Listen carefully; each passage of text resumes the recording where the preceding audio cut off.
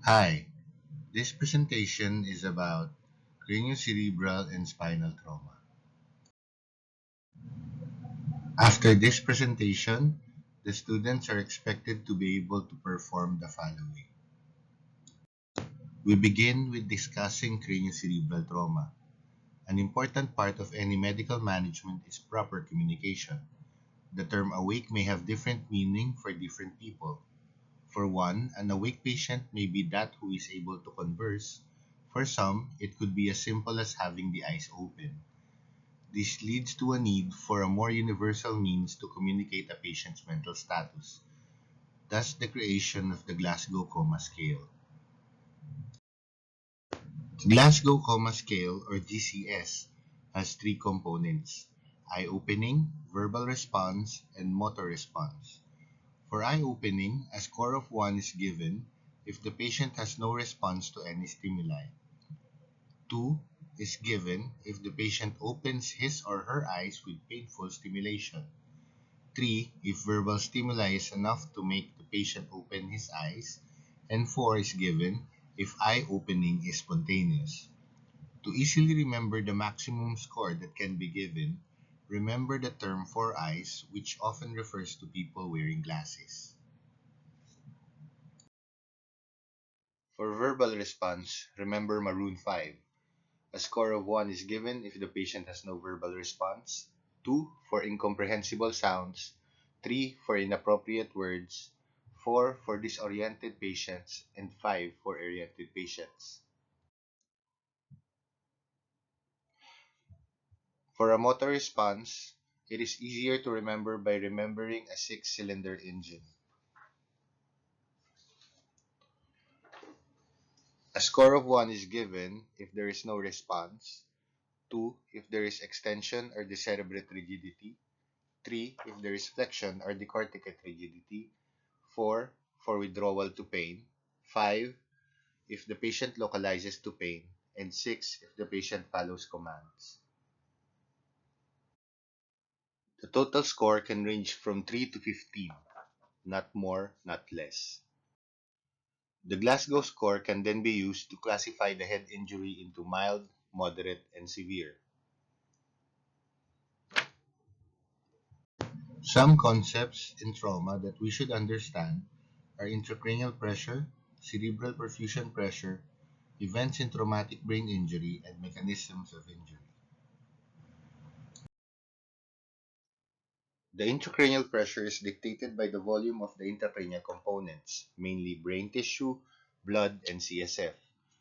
An increase in volume in any of the components would initially be compensated by the other two components, until a point of decompensation is reached and the pressure rises exponentially. Cerebral perfusion pressure is in turn dependent on ICP, as the formula to compute cerebral perfusion pressure is mean arterial pressure minus the ICP. Brain trauma is a dynamic process due to the complexity of this organ. This being said, it is important to note the different events that occur in this disease. Primary injury is the injury brought about by mechanical forces occurring at the time of trauma. Secondary injuries are processes that develop in the hours to days after the primary injury as a result of the biochemical cascades initiated by trauma, while secondary insults are detrimental events that exacerbates the damage from a primary injury like hypoxemia, hypotension, hyperthermia, and acid-base balance derangements. Primary injury to the brain includes cell membrane tearing, necrotic cell death, ruptured blood vessels, and hemorrhage. These findings initiates secondary injury.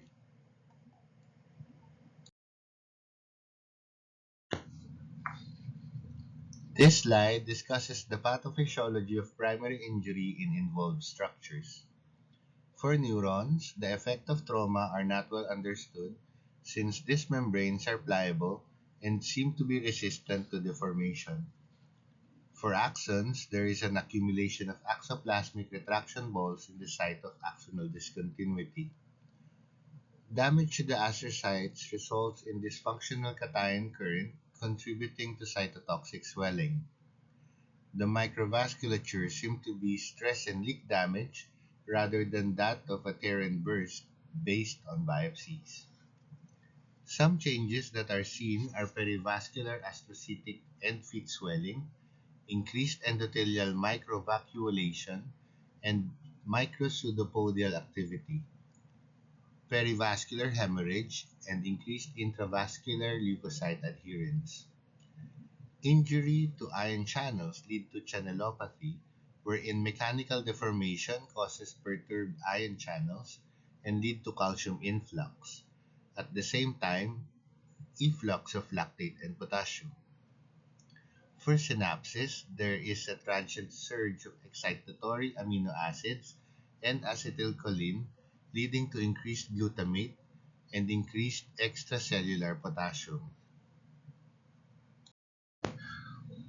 For the cascade of secondary injury, cerebral blood flow can be decreased to as low as 50% during the first 48 hours after trauma.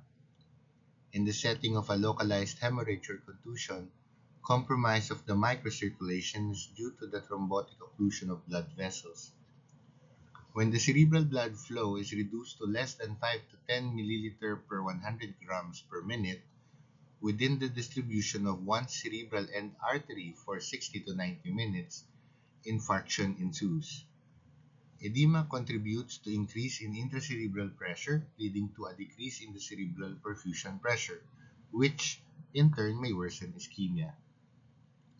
Based on studies, edema from traumatic brain injury is predominantly of the cytotoxic type, which is due to channelopathy and excitotoxicity. Excitotoxicity is caused by the direct release of excitatory amino acids, which leads to activation of ion channels causing the influx of calcium, leading to swelling, necrosis, apoptosis of the organelles and plasma membrane, which in turn lead to activation of destructive enzymes like calpain, caspase, nitric oxide synthase, and phospholipases. Cytoskeletal proteolysis, or the degradation of microfilaments, neurofilaments, and microtubules, seem to occur within minutes of axonal stretch injury. Degradation of the cytoskeleton is due to the action of caspase and calpain, which we mentioned earlier as those produced from activation of ion channels. Metabolic derangement is due to increased glucose utilization from the brain trying to restore homeostasis. The mitochondria may be deranged due to calcium influx causing activation of the mitochondrial permeability transition pore, leading to rupture of the mitochondrial membrane and eventually starving the brain. Free oxygen radicals are likewise produced as a result from the dysfunction of the mitochondria, and an excess level leads to damage of cellular components and inhibiting function. The high concentration of polyunsaturated fatty acids and lower levels of antioxidants and glutathione make the brain more vulnerable to damage from these free radicals. In the inflammatory cascade, the accumulation of polymorphonuclear cells, macrophages, bradykinins also lead to production of free radicals.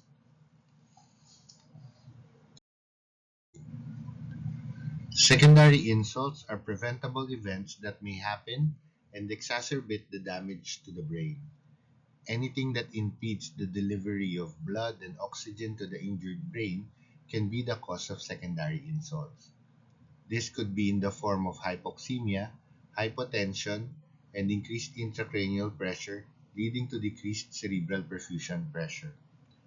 Hyperthermia causes increase in the metabolism in the setting of an already starving brain.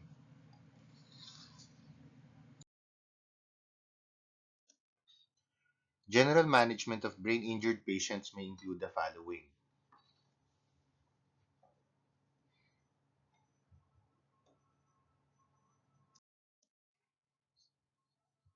The first thing the physician should do would be to assess the ABCs. Check the airway, the patient's breathing, assess the patient's BP and heart rate, check for deficits, then assess everything else.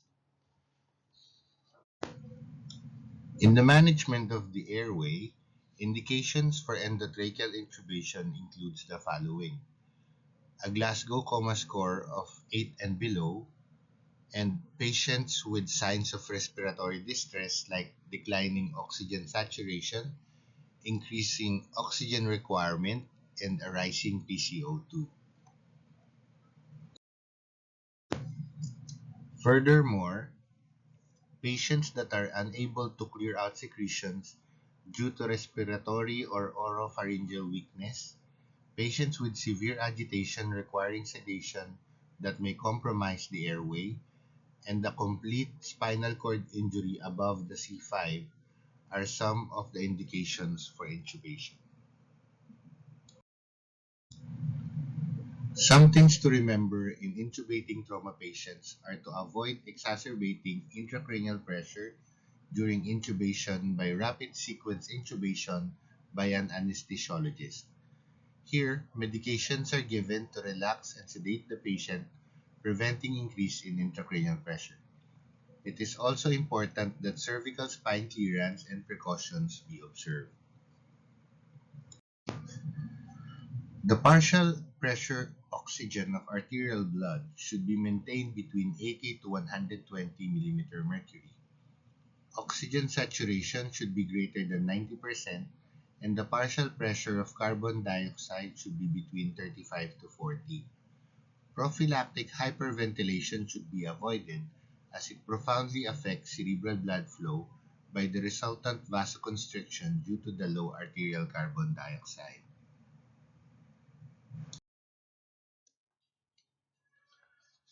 Hyperventilation may be used to temporarily lower the ICP. However, since it works by lowering the PCO2 and consequently decreasing the caliber of the vessels, it should be avoided during the first 24 hours of trauma when the cerebral blood flow is critically reduced.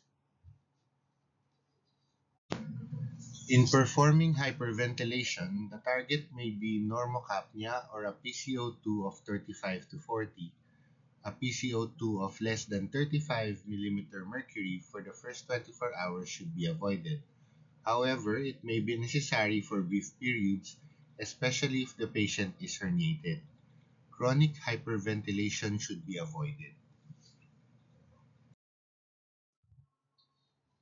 Intravenous access should be secured, and fluids should be infused to ensure euvolemia. We often use plain NSS rather than other intravenous fluids since it is isotonic and can be used when the need to transfuse blood arises.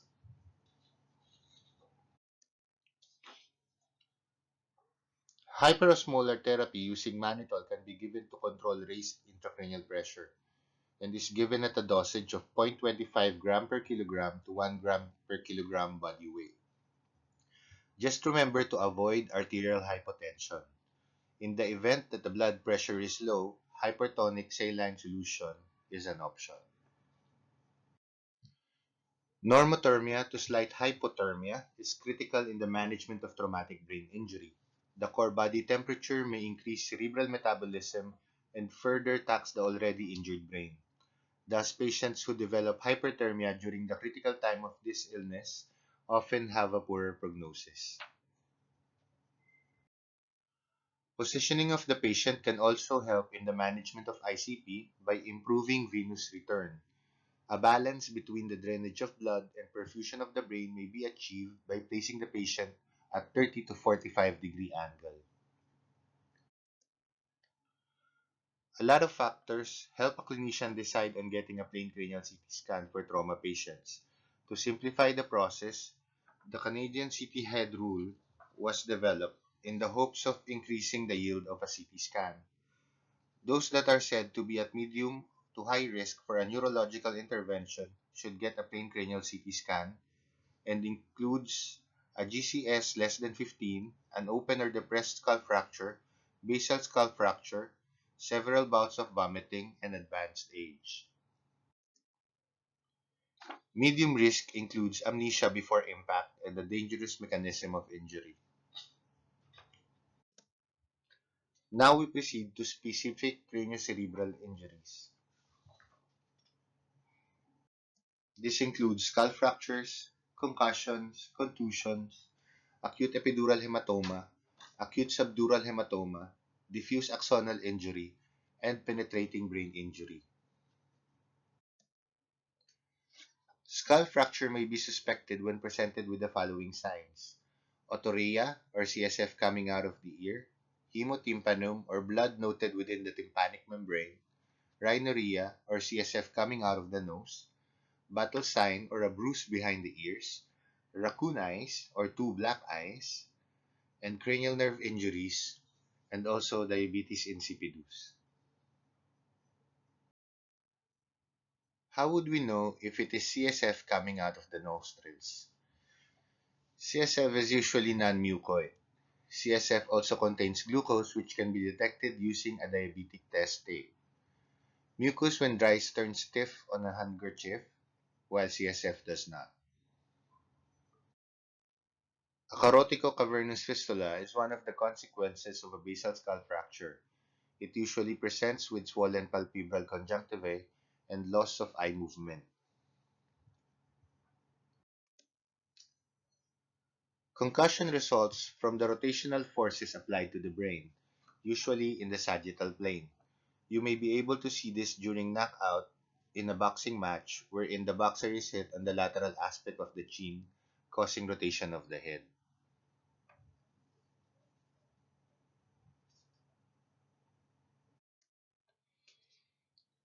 Contusions are bruises in the brain.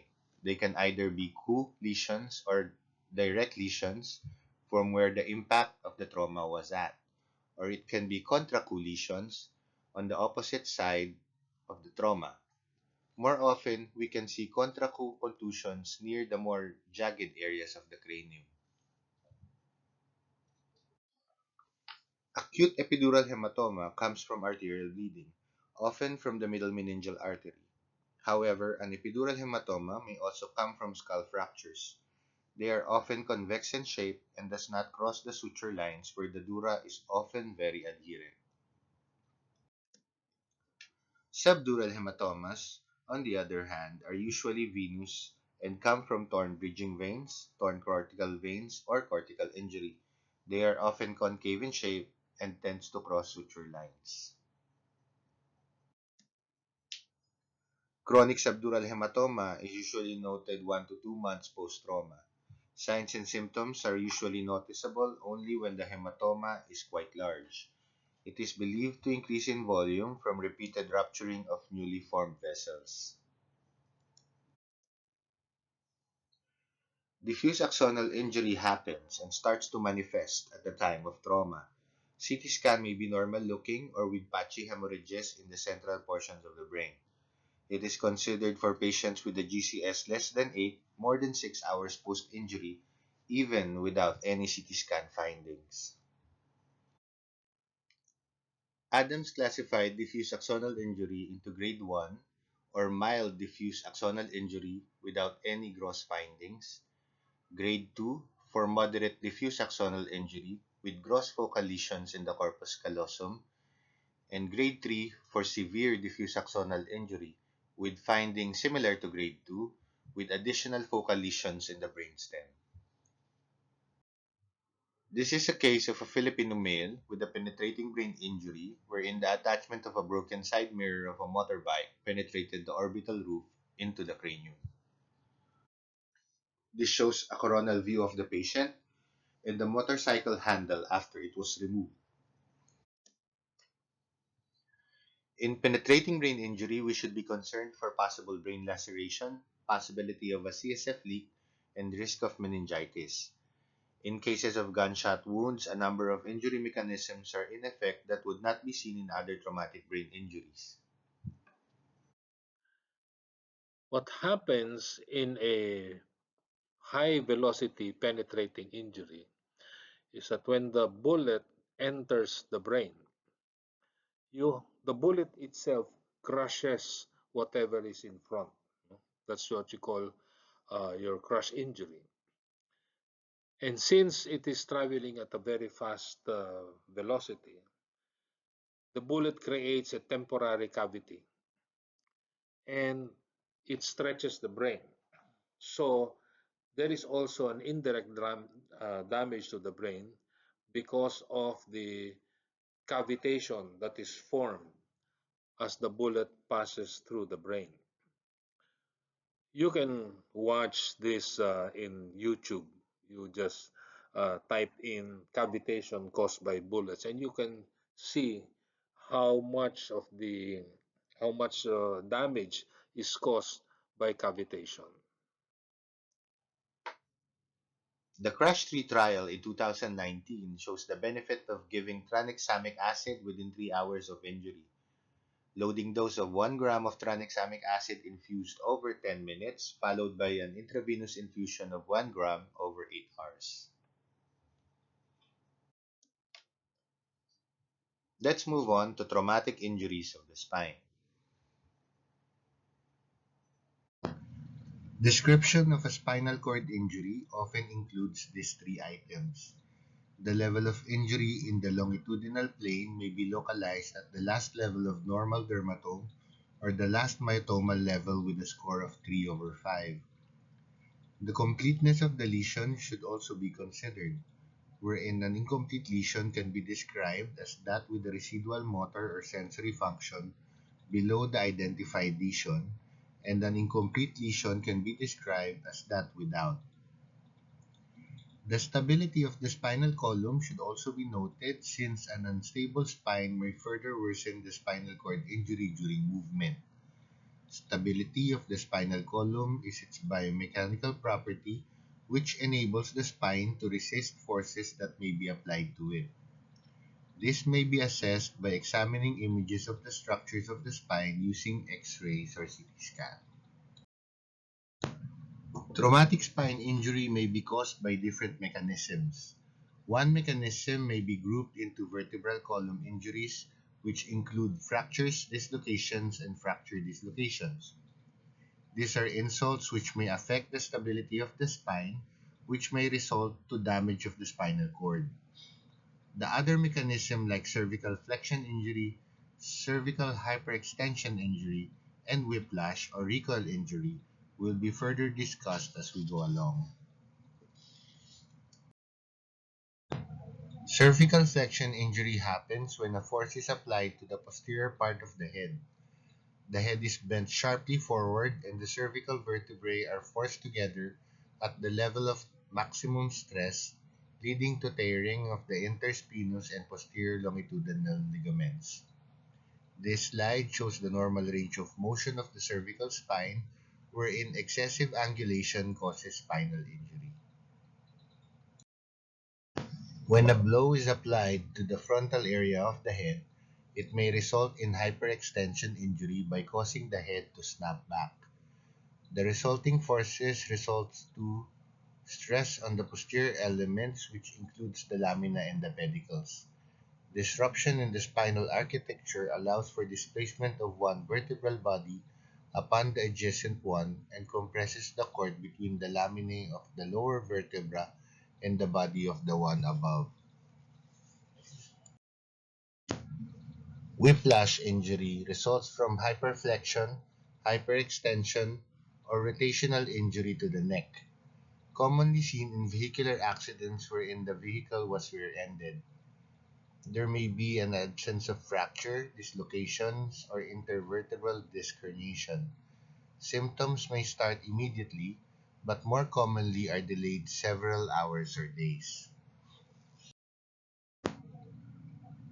Clinical grading of whiplash-associated disorders are as follows.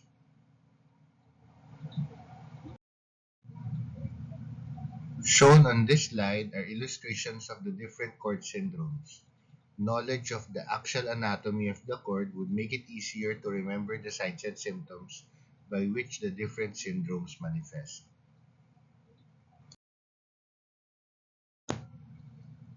This is the most common type of incomplete spinal cord injury syndrome and is usually seen following acute hyperextension injury in older patients with pre-existing acquired stenosis as a result of bony hypertrophy or anterior spurs and infolding of redundant ligamentum flavum posteriorly.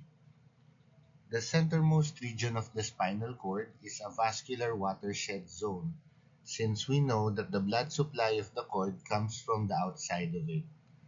This renders it more susceptible to injury from edema. It should be noted that long track fibers passing through the cervical spinal cord are somatotropically organized, such that cervical fibers are located more medially than the fibers serving the lower extremities. Thus, we note that the upper extremities are more affected. This syndrome manifests as motor weakness of upper extremities with lesser effect on the lower extremities, varying degrees of sensory disturbance below the level of the lesion, and classically urinary retention. Anterior cord syndrome is often caused by cord infarction in the territory supplied by the anterior spinal artery. This manifests as paraplegia, but may manifest as quadriplegia if the lesion is higher than C7. In this syndrome, we see dissociated sensory loss below the lesion. This simply means that there is a loss of pain and temperature sensation due to a spinothalamic tract lesion and preservation of the two-point discrimination, joint position sense, deep pressure sensations which are functions of the posterior column. The Brown-Séquard syndrome is also known as the cord hemisection. A common traumatic cause of this syndrome is a stab wound injuring half of the spinal cord.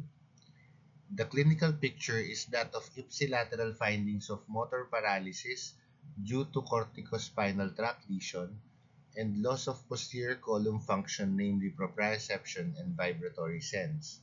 In the contralateral side, there is dissociated sensory loss to pain and temperature inferior to the lesion, beginning 1 to 2 segments below the levels observed by the spinothalamic tract, and preservation of light touch due to redundant ipsilateral and contralateral paths from the anterior spinothalamic tract. The posterior cord syndrome is often due to infarction of the posterior spinal arteries and is also known as contusion cervicalis posterior. This is relatively rare and produces pain and paresthesias, often with the burning quality in the neck, upper arms, and torso. There may be mild paresis of the upper extremities, but long track findings are minimal. Traumatic spinal cord injuries often stem from motor vehicle and motorcycle accidents, falls, gunshots or stab wounds, diving accidents, crushing industrial injuries, and birth injury. Most vertebral injuries occurred at the levels of the first and second cervical, fourth to sixth cervical, and 11th thoracic to second lumbar vertebrae. If you notice, most of them are in the junctional areas where the movement is usually maximal.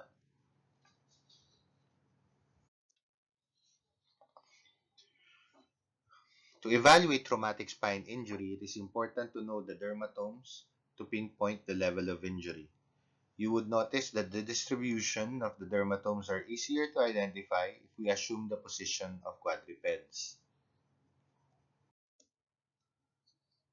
Myotomes are likewise important to localize the lesion, so I do advise that you remember them. In this slide, please note that the spinal cord in adults end at the level of L1, L2. After that, it's just cauda equina. The Asia Impairment Scale is one of the commonly used impairment scale for traumatic spine injury, so you should be familiar with this.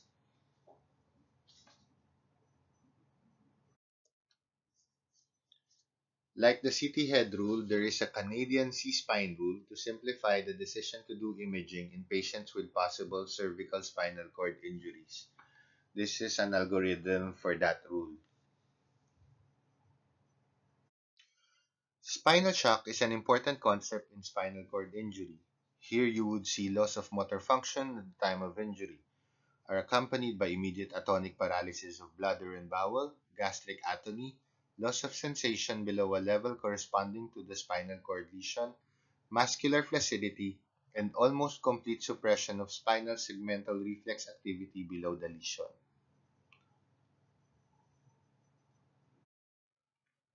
This is believed to be due to the sudden interruption of suprasegmental descending fiber systems that normally keep the spinal motor neurons in a continuous state of readiness. Listed here are the major vertebral fractures and dislocations. This table was lifted from Adams, and I advise you look into it at your own time. When would we suspect that a patient could possibly have a spinal cord injury? First, if the trauma is significant, then for patients who are unconscious, and even for minor trauma victims with complaints referable to the spine, like neck or back pain or tenderness, or to the spinal cord, wherein the patient may experience numbness or tingling in an extremity or weakness. How should we manage a possible case of spine trauma? Immobilization is the first thing that should be done, unless in cases of penetrating neck injury wherein pre-hospital spine immobilization is associated with higher mortality and should not be routinely used. If available, CT imaging is recommended. If not available, then a 3-view cervical series is recommended. This includes anteroposterior, lateral, and odontoid views. We should correct hypotension as soon as possible, wherein hypotension is defined as a systolic BP of less than 90 mm mercury. MAP should be maintained between 85 and 90 mm mercury for the first 7 days following an acute spinal cord injury. These are my sources. Thank you for your attention.